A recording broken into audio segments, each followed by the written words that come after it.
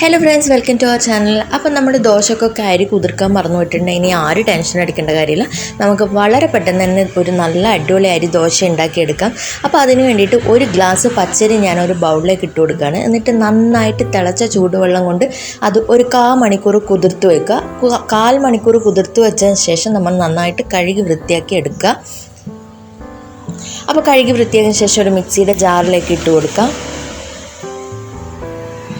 അപ്പോൾ ഇനി നമ്മളിത് അരച്ചെടുക്കാൻ പോവുകയാണ്. അപ്പോൾ അതിന് വേണ്ടിയിട്ട് ഇതേപോലൊരു സ്പൂണിൽ 6 സ്പൂണ് ചോറും കൂടെ ഞാൻ ആഡ് ചെയ്യുന്നുണ്ട്. നമ്മൾ ഒരു ഗ്ലാസ് അരിക്ക് 6 സ്പൂൺ ചോറും കൂടെ ആഡ് ചെയ്യുന്നുണ്ട്. പിന്നെ അതിലേക്ക് ഒരു ഉള്ളിയുടെ നേർപകുതി, ഒരു വലിയ സവാളയുടെ നേർപകുതി എടുത്തിട്ട് മുറിച്ചിട്ട് അരിഞ്ഞിട്ട് കൊടുക്കുന്നുണ്ട്. പിന്നെ അതിലേക്ക് ഒരു 1/4 ടീസ്പൂണോളം നമ്മുടെ നല്ല ജീരകം ഉണ്ടല്ലോ, ആ ജീരകം ചേർത്ത് കൊടുക്കാം. ഒരുപാട് ചേർക്കേണ്ട, ഭയങ്കര കുത്തലുണ്ടാവും. അപ്പോൾ അതിലേക്ക് പിന്നെ നമ്മളെടുത്ത ആ അരിയെടുത്ത അതേ അളവ് ഗ്ലാസ്സിൽ തന്നെ നമ്മൾ ഒരു ഗ്ലാസ് പച്ചവെള്ളം, നോർമൽ വാട്ടറും കൂടെ ആഡ് ചെയ്തിട്ട് നന്നായിട്ട് അരച്ചെടുക്കുക. അരച്ചെടുത്ത് കഴിഞ്ഞ് കഴിഞ്ഞാൽ ഈ ഒരു കൺസിസ്റ്റൻസിയിലായിരിക്കും. പിന്നെ അതിലേക്ക് 1/2 ടീസ്പൂൺ ഉപ്പും കൂടെ ചേർത്ത് കൊടുക്കുക.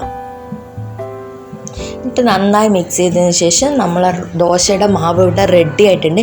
ഇത് ഈ ഒരു ഫ്ലോയിങ് കൺസിസ്റ്റൻസിയിലായിരിക്കണം വേണ്ടത്, എങ്കിലും നമുക്ക് നല്ല ഓട്ട വീണ ദോശ കിട്ടും. അപ്പോൾ നമുക്കിനി ദോശ ചുട്ടെടുക്കാം. ഞാനിപ്പോൾ മീഡിയം ഫ്ലെയിമിൽ വെച്ചിട്ട് തവ ചൂടാക്കി എടുത്തിട്ടുണ്ട്.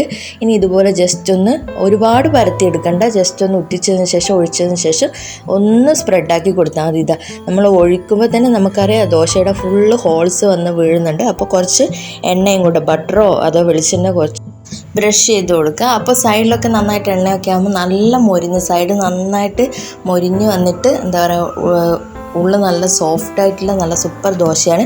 തീർച്ചയായിട്ടും നിങ്ങൾ അരി കുതിർക്കാൻ മറന്നു പോയിട്ടുണ്ടെങ്കിൽ ഇതുപോലെ തയ്യാറാക്കും, നിങ്ങൾക്ക് എന്തായാലും ഇഷ്ടപ്പെടും.